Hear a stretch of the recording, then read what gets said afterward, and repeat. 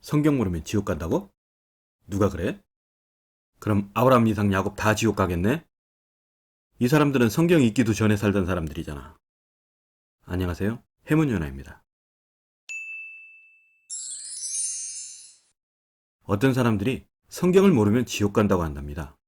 그래서 반드시 성경을 알아야만 구원을 받는다고 합니다. 과연 이 말은 사실일까요? 만약 이 말이 사실이라면 모세 이전에 살았던 하나님의 사람들은 전부 다 지옥에 가야 합니다. 왜냐하면 성경을 처음 기록한 사람이 모세니까요. 우리가 가진 성경의 맨 첫 부분 창세기부터 그 뒤에 출애굽기, 레위기, 민수기, 신명기 이 5권의 책을 사람들은 모세 오경이라고 부릅니다. 왜냐? 이것을 쓴 사람이 모세니까요.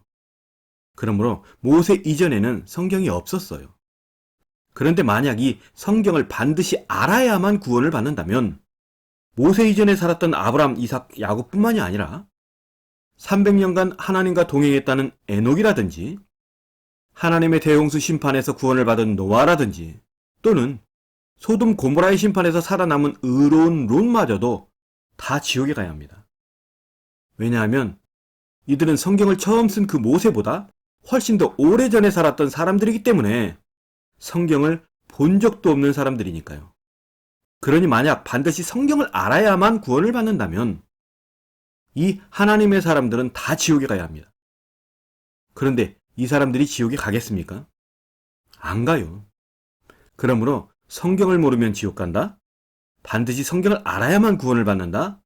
그런 말은 분명 거짓말입니다. 확인을 시켜드릴게요. 성경을 모르는 아브라함이 과연 성경을 몰라서 지옥에 갔는지 우리 예수님께서 말씀하신 성경 한 구절 보시겠습니다. 누가복음 16장 19절에서 24절까지 보시겠습니다. 한 부자가 있어 자색 옷과 고운 베옷을 입고 날마다 호화롭게 즐기더라. 그런데 나사로라 이름하는 한 거지가 헌대투성이로 그의 대문 앞에 버려진 채 그 부자의 상에서 떨어지는 것으로 배불리려 하매 심지어 개들이 와서 그 헌대를 핥더라. 이에 그 거지가 죽어 천사들에게 받들려 아브라함의 품에 들어가고 아브라함의 품에 들어갔대요. 천사들에게 받들려서. 아브라함은 성경 몰라서 지옥 가 있어야 되는 거 아니에요? 그리고 부자도 죽어 장사되매 그가 음부에서 고통 중에 눈을 들어 멀리 아브라함과 그의 품에 있는 나사로를 보고 불러 이르되 아버지 아브라함이여 나를 긍휼히 여기사 나사로를 보내어 그 손가락 끝에 물을 찍어 내 혀를 서늘하게 하소서. 내가 이 불꽃 가운데서 괴로워하나이다. 아멘. 아브라함이 성경 몰라서 지옥 가 있어요? 성경 몰라도 천국 갈 수 있어요. 구원받을 수 있습니다. 그럼 이제 누가 진짜 성경을 모르는지 알려드릴게요. 이 아브라함은 모든 이스라엘 사람들이 자기들의 조상으로 섬기는 사람입니다. 그래서 모든 이스라엘 사람들은 이 아브라함을 가리켜 아버지라고 부릅니다.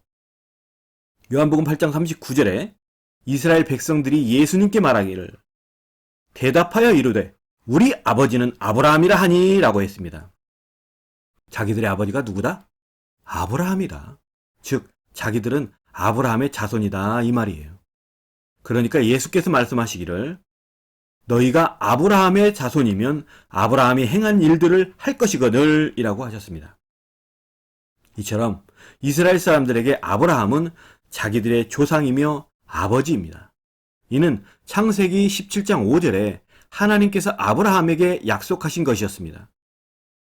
이제 후로는 네 이름을 아브람이라 하지 아니하고 아브라함이라 하니니 이는 내가 너를 여러 민족의 아버지가 되게 함이니라. 이와 같이 아브라함은 이스라엘 사람들의 아버지입니다. 여기서 잠깐, 참고로 이스라엘 사람들 즉 유대인들은 하나님을 아버지라고 부르지 않습니다. 그들에게 하나님을 아버지라고 불렀다가는 큰일 납니다. 그들 앞에서 하나님을 자기의 아버지라고 부르는 것은 마치 그들에게 나도 하나님이다 라고 말하는 것과 같습니다. 그래서 이스라엘 사람들은 하나님을 절대 아버지라고 부르지 않습니다. 지금도 아도나이, 나의 주님이라고 부릅니다. 이스라엘 사람에게 하나님은 사람과 부자 관계, 즉 아버지와 아들, 딸 사이가 아니에요. 오해하시면 안 돼요.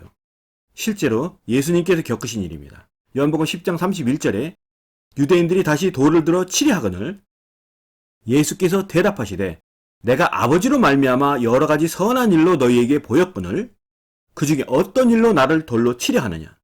유대인들이 대답하되 선한 일로 말미암아 우리가 너를 돌로 치려는 것이 아니라 신성 모독으로 인함이니 네가 사람이 되어 자칭 하나님이라 함이로라.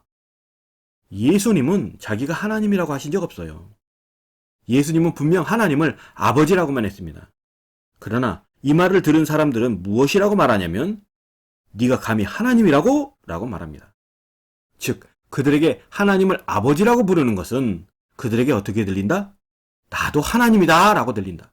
그러니 이런 유대인들이 하나님을 아버지라고 부르겠습니까? 제가 왜 이 말씀을 드리냐면 반드시 성경을 알아야만 구원을 받는다고 말하는 그 속이는 자들이 말하기를 이 거짓 나사로가 품에 안긴 아브라함은 하나님을 상징한 것이라고 말하기 때문입니다. 그들이 왜 이 아브라함을 하나님을 상징한 것이라 말하냐면 바로 여기서 아브라함을 아버지라고 불렀기 때문이랍니다. 그들은 말하기를 천국에 갔으면 하나님의 품에 안겨야지 왜 아브라함의 품에 안겼으며 또 아브라함이 아버지냐? 하나님이 아버지지. 그러므로 이 아브라함은 하나님을 상징한 것이다 라고 말합니다. 그들이 아는 아버지는 하나님뿐입니다.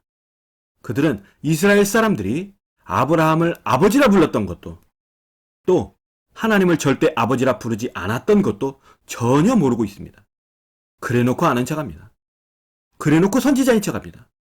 그들은 또 말하기를 마태복음 22장 32절에 하나님이 나는 아브라함의 하나님이요 이삭의 하나님이요 야곱의 하나님이로라 하시고 또 하나님은 죽은 자의 하나님이 아니요 살아있는 자의 하나님이라 하셨으니 여기서 말하는 살아있는 아브라함, 살아있는 이삭, 살아있는 야곱은 구약 때 이미 죽은 그 옛날의 아브라함, 이삭, 야곱이 아니고 살아있는 아브라함은 살아계신 하나님 아버지를 상징했고 살아있는 이삭은 살아계신 하나님의 아들 예수 그리스도를 상징했으며 살아있는 야곱은 그들이 예수님으로부터 보내심을 받은 진리의 성령, 또 다른 보혜사의 사명자라고 믿고 있는 자기들의 교주가 바로 그 살아있는 야곱이라고 그들은 말합니다. 정말 미치겠습니다. 모르면서 안다고 우기니까 대체 무엇부터 가르쳐줘야 되는지 정말 암담합니다. 솔직히 가르쳐주고 싶지도 않습니다. 모르면 겸손이라도 해야 가르쳐주죠. 이들은 성경을 전혀 알지 못합니다. 단 한 구절도 제대로 아는 것이 없습니다. 분명 하나님은 죽은 자의 하나님이 아니라 산 자의 하나님 맞습니다. 그리고 이스라엘의 조상 아버지 아브라함부터 그 아들 이삭과 그 손자 야곱은 분명 오래전 구약 때 이미 죽었습니다. 하지만 그들이 죽은 것은 육체지 영혼이 아닙니다. 영혼은 죽지 않습니다. 그래서 이와 동일한 내용의 평행 구절 누가복음 20장 38절에 주님은 이렇게 말씀하고 계십니다. 하나님은 죽은 자의 하나님이 아니요 살아있는 자의 하나님이시라. 하나님에게는 모든 사람이 살았느니라 하시니. 분명 그들의 육체는 죽었습니다. 그러나 이 세상 그 어떤 죽은 사람도 그 영혼은 하나님 앞에 살아있습니다. 그래서 하나님은 죽은 자의 하나님이 아니라 산 자의 하나님이신 것입니다. 성경을 몰라서 구원을 받지 못하는 것은 다른 사람들이 아니고 이 사람들입니다. 분명 성경 몰라도 구원받을 수 있습니다. 그런데 이런 사람들 때문에 성경을 좀 배워둬야 할 것 같습니다. 그래야 이런 이상한 사람들의 미혹에서 자기 자신을 지킬 것이 아닙니까? 사랑하는 우리 여러분, 부디 속지 마십시오. 속지 않기 위해서 조금만 시간을 투자해 성경을 배워두십시오. 어쩌면 그것이 여러분들을 지키는 성령의 검이 될지도 모릅니다. 그리고 사기꾼 여러분, 제발 사기치시기 전에 어느 정도 공부부터 좀 하시고 사기를 쳐도 치시기를 바랍니다. 너무 거저먹으려고 하지 마세요. 체합니다. 성경 모르는 사람들 앞에 앉혀놓고 거짓말로 사기치니까 세상 모든 사람들이 다 성경에 무식한 것 같습니까? 여러분들이 무식한 거예요. 저보다 성경의 도사들 이 나라에만 해도 수천 수만 명은 더 있을 거예요. 그런데 왜 그분들이 가만히 있는 줄 아세요? 상대하기 귀찮아서 그러는 거예요. 그러니까 괜히 무리 일으키다가 그런 분들한테 걸리지 마세요. 잘못하면 여러분들이 수십 년 애써 키운 그 교단이 무너질지도 몰라요. 여리고성은요, 창과 활에 무너진 게 아니라 소리내지 않던 하나님 백성들의 목소리에 무너졌잖아요.